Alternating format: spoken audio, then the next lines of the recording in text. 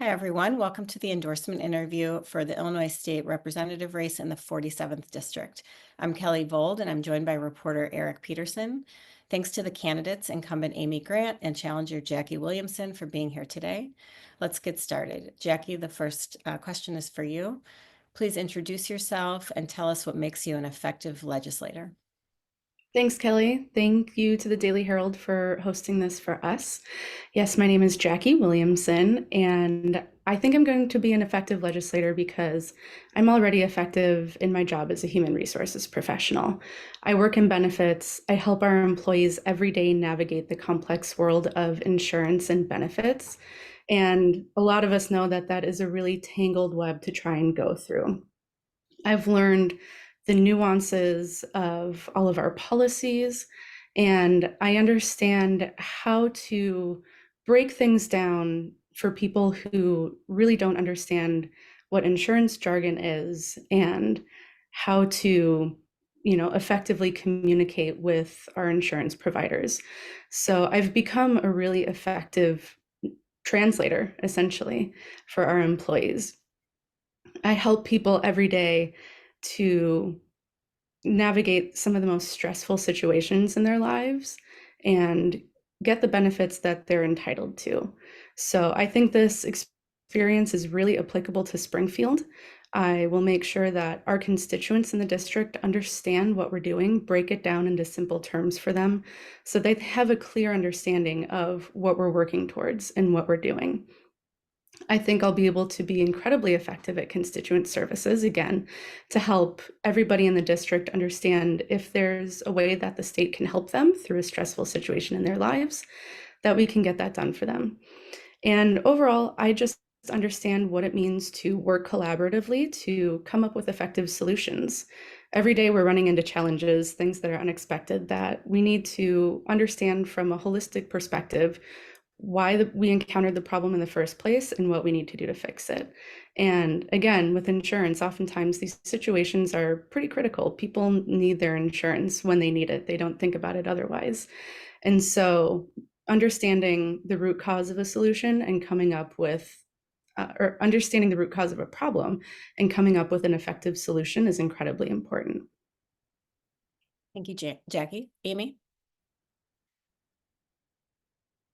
Oh, okay. My name is Amy Grant. I'm the state representative now in the 47th district. I am running for my third term. I'm a lot smarter now than I was when I ran for my first term. Um, I believe that it's constituent first, constituent second, and third. It's all about your district. And knowing your district is very, very important. And I do believe that I know mine. Having done this so often, my district did change just a little bit, but not drastically enough so that I actually don't know where my constituents lie in what they're thinking and what they want from me. I offer a lot of uh, places for people to go. During COVID, especially with the unemployment insurance, we helped dozens and dozens of people. And that's the goal of having my district office. I have a very good district director, and we do a lot of outreach, including blood drives, mobile DMVs, Medicaid. We did a Medicare senior fair. It went beautifully. We almost didn't have enough seats because Medicare is very, like Jackie said, health insurance, it's complicated. So pretty much that's all I can, I'll be done. Okay, thank you. Okay, Amy, next question for you. How should the state respond to the influx of migrants bused here from southern states? Okay. Well, we should demand that the federal government immediately closes up that border. We have an influx of uh, immigrants, and people in my district have very kind, open hearts, and there's not much we can do but to help the immigrants that are already here. Publicly and privately, we should work together in collaboration to make sure that they're not living on the street, to make sure that they can go to school. Um, it's it, it's not the state's fault, but we do need to give out a helping hand where we can. Thank you. Thank you, Amy. Jackie, same question for you. Absolutely. So I agree that we need to give out a helping hand. As Amy Grant said, the people who have been brought here, they were brought here outside of the state's control. There's only so much we can do to, affect what's happening at the federal level or in other states. The president did sign an executive order eventually that did effectively close the border. I don't think we've had any buses come to Illinois in a few months. So really, we have to continue to care for the people who are here. And what that means is making sure that they have access to adequate healthcare, making sure that we have shelter for them. Unfortunately, we can't do anything about getting them work visas so that they can become, effective members of our society. But we need to ensure that the kids who are here are getting schooling. It's a holistic thing that we need to make sure that we're covering and working across aisles, across communities to ensure that we're taking care of them. The bottom line is that this costs money. I understand that. And I know that there are some people who have concerns about that. Representative Grant herself criticized the state for spending millions of dollars on illegal immigrants, which I think is tone deaf. We need to take care of these people. They're human beings. And if we don't do something from a state level, that responsibility is going to fall to individual communities. And that's going to be a greater tax burden. That's not something we're necessarily dealing with on a large scale in the 47th district, although we do have children of migrant families that are in our schools. So if that responsibility, that cost falls to an individual community, that's going to have a drastic effect on people's property taxes for those communities to help pay for those expenses. So I think the state is doing the right thing. I understand that people have concerns about it, but we need to extend that helping hand in every way possible. Thank you. Next question. Illinois is the only state in the nation that mandates regular behind the wheel tests for senior drivers. Do you support any changes? And Jackie, we'll start with you on this question. Okay. When I mentioned, am I allowed to say a retort against something that Jackie has said, or do I just have to answer this question? Like she said that I was complaining about the millions of dollars it was going to take.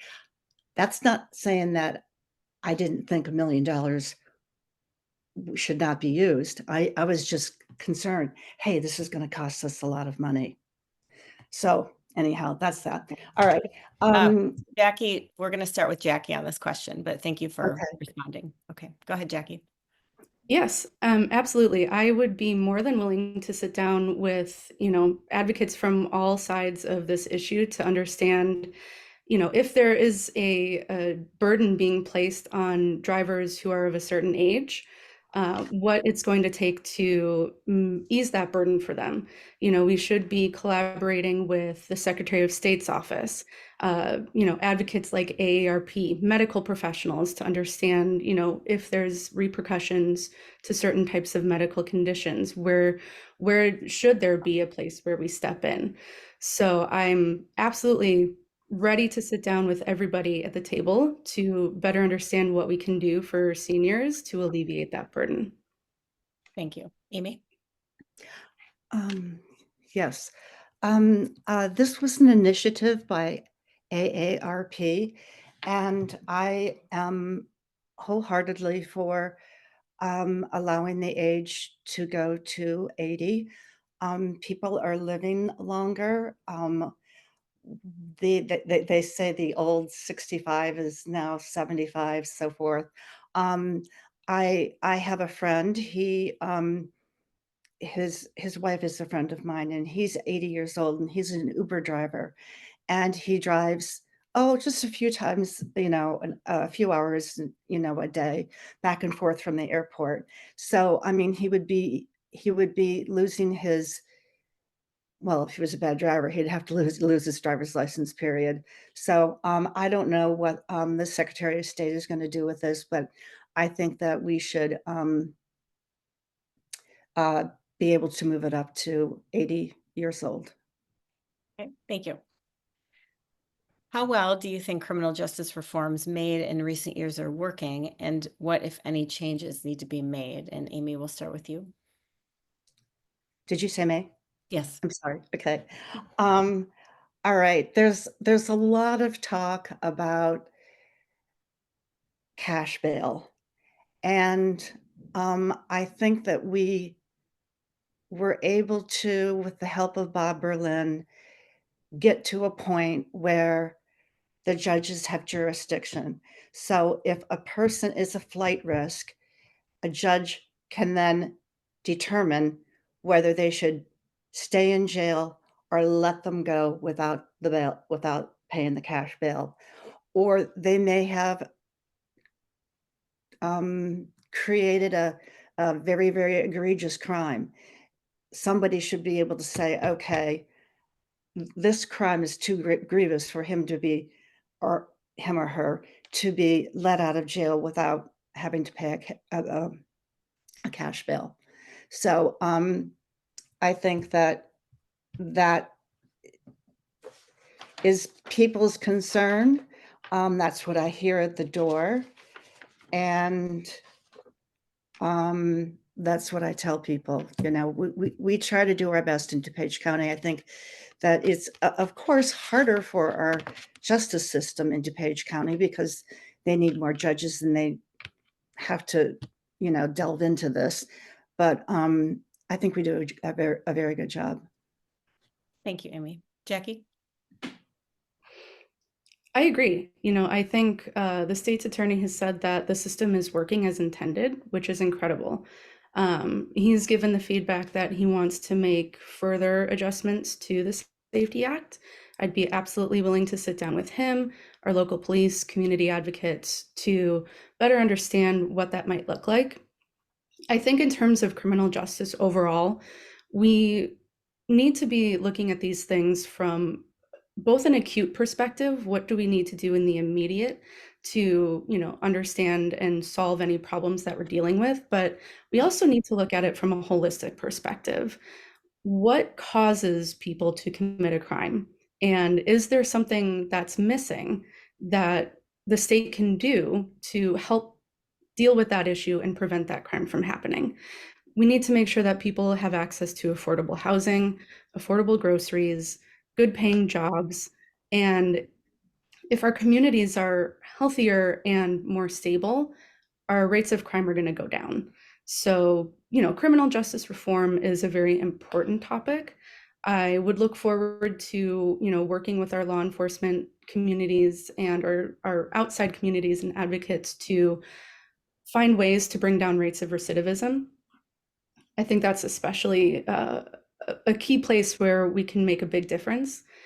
But overall, things seem to be working as they intended. Thank you. We now have an assault weapons ban in Illinois. What, if any, changes should be made to the law, and what can be done to improve gun safety? And Jackie, we'll start with you on this one. Absolutely. So I do support the assault weapons ban. I don't think anybody who is an average civilian needs access to that type of weapon. There is a little more that we can do in Illinois. We've got very strong gun safety laws here already. If the General Assembly does not take it up in veto session, I would support Karina's law to keep domestic abusers from having weapons in the house. But of course, again, we need to collaborate with people in order to make sure that whatever that solutions that we're trying to come up with, they're going to actually work and be effective. And especially in cases like this, try to minimize risk to our law enforcement and the community. I am going to listen to everybody who comes to me with a concern about gun violence. 2 years ago, Representative Grant hosted people from Moms Demand Action and Students Demand Action in Springfield, and she turned them away when they expressed their concerns, and I think that's unacceptable. We need to, again, work with everybody to make sure that we're addressing all these issues, because gun violence is preventable. And as much as we can do in Illinois, and even collaborate and partner with states surrounding us to help their legislatures pass better gun safety laws, we need to be trying everything that we can. We need to be accessing every tool in our belt until there's something that happens at the federal level that can be more sweeping. Thank you. Amy? Yes, guns are always controversial. It makes it difficult rationalizing the situation. As I see it, I sit on the Jude Crim Committee, and we talk a lot about crime and the crime rate in the state of Illinois. Unfortunately, part the most densely populated part of our state is Cook County. And we we become very upset when things like Highland Park happen. That was a horrible thing that happened in Highland Park. But in the meantime, it happens every weekend in Chicago. And we need to stop just doing a knee-jerk reaction. What happened in Highland Park was horrible. What happens every weekend in Chicago in these poor neighborhoods is horrible also. And we had a subject matter hearing in Jude Crim, and that allowed people from outside the community to come in, and we did not vote on any bills. That's not what a subject matter hearing is. It's just a hearing for people to come in and we can hear what they have to say. And there was two mothers from bad areas in Cook County who said, "Wait a minute, this happens every weekend in our community." And the one woman said, "Where do these 14-year-olds get these guns? They don't even know how to shoot them." There's more shootings now than there are murders. But my daughter's a nurse. Just because there's the murder didn't happen, the shooting can be just as devastating to the person, because you don't know. I mean, there's 40 shootings. It's in one weekend. I think that we need to. Uh, I don't agree with what Brandon Johnson did with the shooter. What did they call it? Spot shotter? Yeah, the spot shotter. I think that we should have kept that. I think that there are young people who are running around Cook County who have guns, and they shoot them randomly. I was recently called to do jury duty, and I was there for selection of the jury in a criminal case. It was a young man, handsome young man, but he was caught with a stolen gun. And I was not selected for jury, but I asked Bob Berlin later what happened to the young man. He didn't just go to jail, he went to prison. So we put people in prison. We're very, very good. Criminals do not like to be caught here in Cook County. So we have to get the guns off the street. Um, how they're stolen and how these kids get them and why they decide to use them the way they do, I don't have an answer for it. Thank you. Okay, thank you. It looks like we lost Eric. If he comes back, he's can answer or ask some questions, but for now, we're going to go ahead and allow you to do your closing statement. And Amy, we'll start with you. Oh, okay. Thank you. Um, I think that my issues that I have, and the ones that I hear at the door are public safety and personal safety, which we just talked about, a solid curriculum in our schools. We have very good schools. Um, uh, there should be parent input in the schools. Um, reduce the cost of living. Um, as you can see, we're faced with very high grocery bills between cereal and, oh, my big one is potato chips. Um, And our state has too much debt and pension debt. It's going to be unsustainable. We don't talk about it. Um, and it needs to be talked about. So that's pretty much all I have to say. I think that I will be serving the people of this district very well, as I have done in the past, and I hope to do so. Thank you. Thank you, Amy. Jackie? Thank you. So, as I said at the beginning, I have a very hands-on job where I'm helping people every day. I intend to take that experience to Springfield and take a pragmatic approach to any of the issues that we're dealing with. We need to not only think about short-term solutions, we need to look at every problem that we're dealing with from a holistic point of view, collaborate with everybody necessary to come up with solutions that are actually going to work. And what we heard from Amy Grant today was a lot of this is bad, but not a lot of this is what we're going to do about it. And frankly, I'm running because I don't think Amy Grant has been doing a good job of representing our district. I go to doors every single day after work and all day on the weekends. And what I hear from people is that they don't know who Amy Grant is. They don't know what she's doing in Springfield. And I don't think that's acceptable. I know it's hard to pay attention to state level politics, but that's part of the job is to make sure that you are doing outreach to the community every day to help them understand what's happening in Springfield and in the community. And when I'm elected, I'm going to hold town halls for people to come and ask questions. I'm going to continue to go door to door to hear from everybody in the district, not just the people that I think are on my side. I had a conversation with somebody a couple days ago who said, we need to enact term limits. And I said, yes, I agree with you. He was a Republican, and I was happy to hear his point of view. I spoke with another gentleman who was concerned about reproductive health care, and it was an incredibly honest and frank conversation with a lot of respect behind it. And that's missing in a lot of our politics these days. We have to get back to doing face-to-face conversations with people so that we bring humanity back into the equation. Human resources is my job. Humanity is what I do every day. So I will bring all of that to Springfield and represent the district as a whole. Thank you, Jackie. Those are all my questions for today. I just want to thank both of you for participating in this important process, and I wish you both luck in November. Thank you. Thank you so much, Kelly. Thank you. Bye-bye.